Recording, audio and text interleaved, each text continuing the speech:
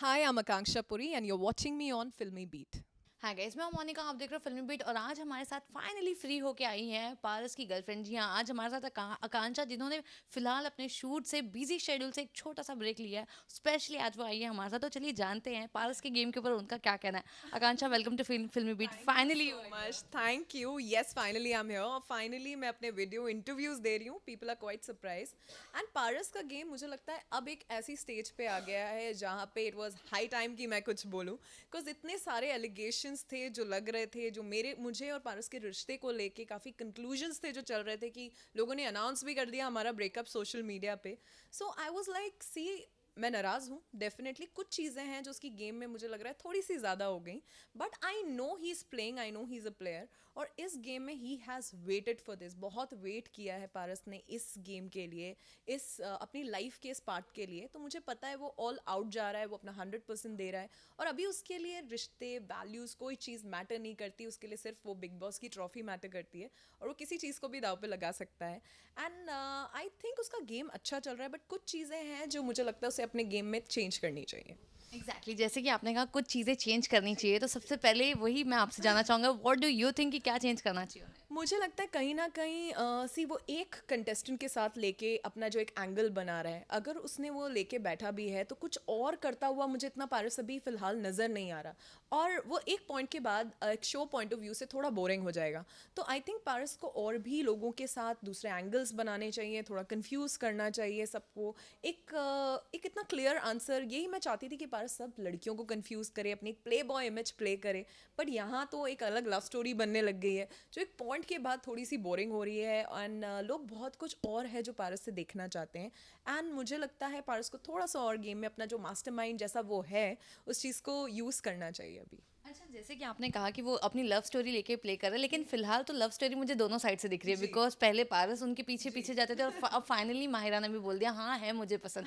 तो इसके ऊपर आप क्या कहना चाहोगे? और हमने घर में उनका किस भी देख लिया है, तो उससे आप कितने अपसेट हो और क्या कुछ कहना चाहोगे? जी, किस तो मैंने किस नहीं किसेस देख ली बहुत सारी. बट किसेस से मैं इतनी बॉदर नहीं हूँ जितना किस कुछ ऐसी चीज़ें होती है कपल्स के बीच में, कुछ इंटीमेट चीज़ें होती हैं जैसे कि पारस जो उन्हें बाइट कर रहे थे नेक पे, शोल्डर पे. तो आई थिंक वो एक चीज़ें हैं जो कोई एक फ्रेंड नहीं करता. और काफ़ी इंटीमेट चीज़ें हैं. इन लोगों की ये चीज़ों को लेके मैं थोड़ी सी अपसेट हूँ बिकॉज मैंने ये एक्सपेक्ट नहीं किया था. एंड आई एम सरप्राइज कि माहिरा और जितना वो कंजर्वेटिव अपने आप को बताती थी वो काफ़ी कंफर्टेबल हैं इस चीज़ को लेके. सो आई डोंट नो कि ये उनकी क्या स्ट्रैटेजी है. बट डेफिनेटली माहिरा को भी समझ में आ गया है. मुझे तो ऑब्वियसली लग रहा है कि वो दोनों गेम खेल रहे हैं और उन दोनों को पता है कि हमारी ये चीज़ बहुत अच्छी दिख रही है, ये चीज़ बिक रही है, हमारे कंटेंट दे रहे हैं हम शो को. तो आई थिंक माहिरा को भी समझ में आ गया है कि पारस एक बहुत ही स्ट्रॉन्ग प्लेयर है. तो उनके साथ मिलके खेलेंगी तो स्ट्रॉन्ग है, आगे जाएंगी. इसीलिए अब वो भी उनके साथ इस गेम में कम्प्लीटली 100% आ गई हैं इस लव स्टोरी में. जैसे कि अभी आपने कहा कि दोस्ती से बढ़ के रिलेशनशिप दिख रहा है, बिकॉज जैसे कि उन्होंने बाइट किया और लव आई लव यू कहा, सब कुछ हो रहा है, खुलेआम इजहार हो रहा है। लेकिन दूसरी तरफ शहनाज भी है जो कहती है पारस मुझे तो तुझसे प्यार है, लेकिन तू अभी भी माहिरा को माहिरा माहिरा कर रहा है। तो ये लव ट्रायंगल को आप कैसे देखते हैं? सी ये लव ट्रायंगल, क्योंकि पारस बहुत ही काफ़ी रूडली उनको इंसल्ट कर देता है और बहुत ओपनली बोल देता है कि यार तुझे तो मैं बोल चुका हूँ. और एक अनकट भी गया था जो कि 130 में एक्स्ट्रा शॉट्स जो आते हैं उसमें पारस ने बहुत क्लियरली शहनाज के साथ बैठ के बात की थी. उसे शहनाज को बोला था कि यार देख, मैंने तेरे साथ एक हफ्ते में इसीलिए चीज़ छोड़ दी क्योंकि मेरा एक स्ट्रॉन्ग कनेक्शन किसी और के साथ है जो बाहर है इस घर से. तो उसने उसे बोला था कि माहिरा तो तेरे साथ इसका मतलब सिर्फ खेल रही है यार, सबको दिखता है. तो उसने एक स्माइल दी थी और सना को रिप्लाई किया था तो यार मैं भी तो खेल रहा हूँ. और ये उसी दिन का फुटेज था जिस दिन ये उनका ये लव प्रपोजल और ये सब चीज़ें हुई थी. तो आई थिंक बहुत क्लियरली उस फुटेज से मुझे समझ में आया कि पारस खेल रहा है क्योंकि उसने मेरे तरफ बोलते हुए बोला कि मेरा बाहर एक स्ट्रॉन्ग कनेक्शन है और इसीलिए सना मैं तेरे साथ नहीं बनाना चाहता. तो मुझे लगता है इस एंगल की वजह अगर सना और सिद्धार्थ का एंगल मैं ज़्यादा देखूँ तो मुझे एज एन ऑडियंस ज़्यादा मज़ा आएगा. एग्जैक्टली जैसे कि अभी आपने ये चीज़ कहा कि आप सिद्धार्थ भी घर में हैं एंड आप उनके साथ ऑलरेडी काम कर चुके हो, आपका भी नाम घर में काफ़ी बार उछाला गया। वेल पारस ही कहीं ना कहीं अब बाहर की बातें करते हैं तो आपका नाम ज़रूर लेते हैं। तो उसके ऊपर आप क्या कहेंगे? बीच में एक झगड़े के झगड़े में जब बात आ गया था तेरी बंदी मेरी बंदी है अब बन चुकी है, सी आई फील पारस थोड़ा इस चीज़ों में स्टूपिड है कि उसे ना अपनी पर्सनल चीज़ें गेम में नहीं लानी चाहिए, और मैंने बहुत क्लियरली पारस को बोला था कि मुझे अपने गेम से बाहर रखना। मैं आपको 100% सपोर्ट कर रही हूँ, आप अंदर सब संभाल लो, बाहर मैं सब संभाल लूँगी, और हम दोनों की एक अंडरस्टैंडिंग है। हम दोनों ने काफ़ी स्ट्रैटेजीज़ हैं जो इस गेम को लेके साथ में प्लान की थी, और काफ़ी सही जा रही हैं सब चीज़ें। बट कुछ चीज़ें पॉइंट पे पारस ने जो पर्सनल चीज़ें बोली, कहीं वो मेरे टाटू को लेके, कहीं सिद्धार्थ को लेके, वो चीज़ें मुझे बिल्कुल अच्छी नहीं लगी, और मुझे लगता है वो क्लियरली अवॉइड हो सकती थी और उसकी कोई ज़रूरत नहीं थी। और क्या ज़रूरत है उन्हें एक बहुत अच्छा रिश्ता जो उनका बाहर चल रहा है, जो हमारे मेरे और पारस के बीच में कोई प्रॉब्लम्स नहीं, हमारा कोई झगड़ा नहीं हुआ। And me I am a very strong person, मैं एक बहुत ही स्ट्रॉन्ग इंडिपेंडेंट लड़की हूँ। मुझे वो एक कहीं ना कहीं बेचारी रोती रहती है, और ये सब बातें जो उन्होंने बोली मुझे बिल्कुल भी अच्छी नहीं लगी। एंड मुझे इसके लिए उनसे एक बहुत ही बड़ी अपॉलॉजी चाहिए, और उन्हें वो देनी पड़ेगी, और इन्हें क्लियर करना पड़ेगा कि नहीं ऐसा कुछ नहीं है। बट आई थिंक अभी वो गेम में बहुत ज़्यादा इन्वॉल्व हो गए, तो कहीं ना कहीं वो अपना एक आर्ग्यूमेंट जीतने के लिए और कहीं ना कहीं अपनी बातें प्रूफ करने के लिए इतनी चीज़ें बोल जाते हैं जो रिक्वायर्ड नहीं होती, और जिसमें कहीं ना कहीं कोई भी सच नहीं होता। मुझे नहीं पता वो ऐसा क्यों कर रहे हैं, I really don't know. Exactly जैसे कि आपने ये चीज़ अभी फिर से कही, तो इसी पे मैं पूछना चाहूँगी कि हमने एक स्टोरी तो देख ली है टैटू वाली जो पारस ने घर में बताई है, लेकिन रियल स्टोरी क्या है आप अगर आप बताएंगे तो जी, रियल स्टोरी ये है कि पारस ने फेब में मेरे लिए एक टैटू बनाया था उनकी रिस्ट पे, और उन्होंने उस टैटू से मुझे फॉर्मली फॉर लाइफ प्रपोज किया था, और मैंने हाँ बोला था। और उसके 7 महीने बाद, जिस पारस के बिग बॉस में जाने से 1 महीने पहले, मैंने ये टैटू बनाया था जो कि मेरी रिस्ट पे है। और उस 7 महीने तक पारस एक नहीं, कम से कम मुझे पता भी नहीं कितनी बार ये बात बोलते थे कि यार मेरे को स्टार्स बोल रहे हैं, मेरा आज फ्रेंड बोल रहा है, आज मेरा डायरेक्टर बोल रहा है, आज मेरा कैमरामैन बोल रहा है कि यार तेरा तो टैटू है, तेरी गर्लफ्रेंड ने एक पी भी लिखवाया है तेरे नाम से। तो मुझे बहुत बार ये बात मेंशन करते थे। ऐसा नहीं है कि उन्होंने कभी मुझे फोर्स किया, बट उन्होंने इतनी बार मेंशन कर दिया था, कहीं ना कहीं मुझे भी गिल्ट आ गया था कि यार मैं क्यों नहीं कर रही हूँ। और मैं डेफिनेटली करना चाहती थी, मैं एक प्रॉपर ओकेजन या एक प्रॉपर डेट का वेट कर रही थी। फाइनली जब वो मेरा बर्थडे आया 26 अगस्त को, तब मैंने डिसाइड किया कि ये सबसे परफेक्ट बर्थडे गिफ्ट हो सकती है जो मैं अपने आप को दूंगी फॉर लाइफ। तो इसीलिए मैंने 26 अगस्त को ये टैटू बनवाया। बट पारस ने वहाँ यही स्टोरी का एक उल्टा वर्जन सुनाया है, तो मुझे समझ में नहीं आया कि ये आइडियाज़ उन्हें कहाँ से आ रहे हैं और वो ऐसा क्यों कर रहे हैं, जिसके लिए अगर पारस मेरे सामने होते तो मैंने खींच के एक थप्पड़ मारती। वेल ये स्टोरी तो आपने भी बताई, लेकिन इसके अलावा घर में बहुत सारी चीज़ें होती रहती हैं और हमेशा हम नोटिस करते हैं कि जैसे पारस है वो कभी अकेले नहीं रहते, वो रश्मि से अपना कनेक्शन बनाने गए बट बना नहीं, देबू थी उनसे भी नहीं बना, लेकिन वो कहीं इन दोनों के बीच में ही वो खोए हुए हैं। एक तरफ वो माहिरा आ जाती है, दूसरी तरफ शहनाज आ जाती है। तो इन दोनों में, और माहिरा जैसे कि आपने कहा कि वो काफ़ी स्ट्रॉन्ग हेडेड है, उनको पता है पारस स्ट्रॉन्ग है तो वो लेके उनको चल रहे हैं। सो अगर घर के बाहर भी उनका सपोज ऐसा कुछ रहा तो इससे क्या आपको एतराज़? जी, मुझे लगता है, देखिए मैंने पारस को ऐसा कभी रियल लाइफ में नहीं देखा, जैसे मैं उसे 2.5-3 महीने से देख रही हूँ। अगर मैं ऐसा पारस देखती तो मैं शायद 2.5-3 दिन भी उनके साथ नहीं होती, बिकॉज ऐसा लाइफ पार्टनर तो डेफिनेटली मुझे नहीं चाहिए।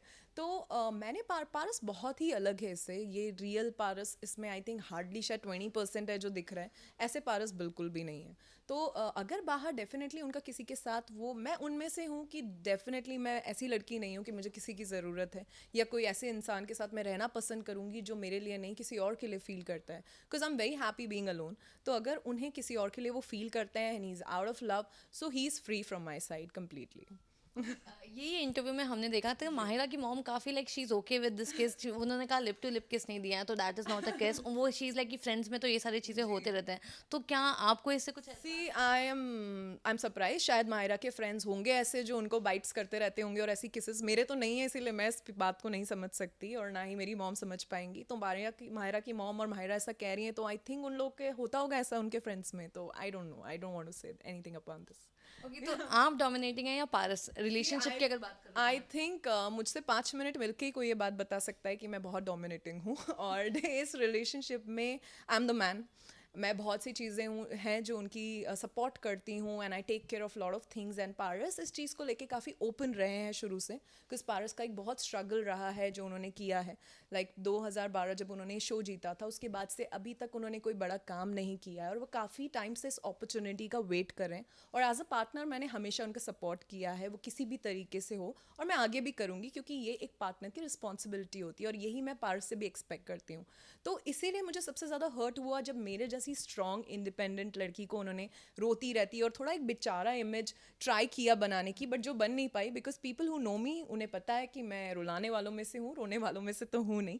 तो आई थिंक कुछ चीज़ें हैं जो पारस को अपने गेम में थोड़ा चेंज करें, थोड़ा स्पाइस अप कर लें उसको, थोड़ा सा कुछ मज़ा फन लाएं, तो उनका गेम बहुत स्ट्रांग हो सकता है. आई फील थोड़ा सा कहीं वो वीक जा रहे हैं अभी. ओके वेल इसके अलावा और अगर मैं बात करूँ तो आपको टॉप 3 में कौन लग रहा है, लाइक इतने सारे कंटेस्टेंट हैं, आप किसको देखते हैं? नहीं, पहले मुझे शहनाज एंटरटेनर लग रही थी, बट मुझे लग रहा था उनका गेम इतना स्ट्रांग नहीं है, बट अब मुझे लगता है उनका गेम डेफिनेटली सबसे स्ट्रांग है. वो शायद टॉप 2 में भी हो सकती हैं, बट सिद्धार्थ, आसिम और पारस में से कौन है जो टॉप 3 में होगा, मैं थोड़ी कंफ्यूज हूँ. बट डेफिनेटली आसिम और शहनाज मुझे बहुत स्ट्रांग दिखते हैं. लाइक अगर मैं पारस के अलावा किसी का नाम लेना चाहूँ तो it will be Asim, Shehnaz and Siddharth.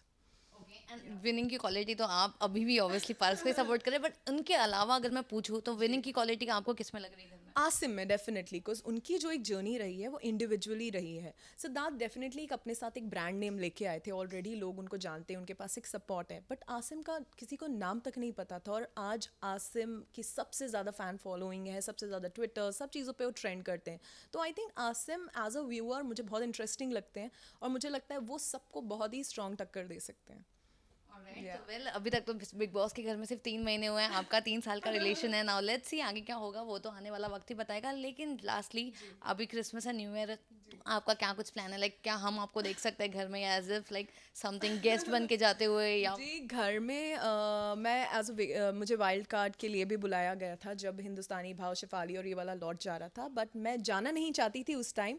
और आई थिंक इस पॉइंट पे भी मैं अगर अंदर गई तो मुझे पारस कभी भी एक जेन्युइन आंसर नहीं देगा वो, क्योंकि जब तक उस घर में है वो गेम में है. तो अगर मुझे पारस से भी बात करने के लिए जाना है तो गेम के बाहर ही बात हो सकती है हमारी. तो मुझे नहीं लगता इस पॉइंट पे मुझे अभी घर में जाना चाहिए.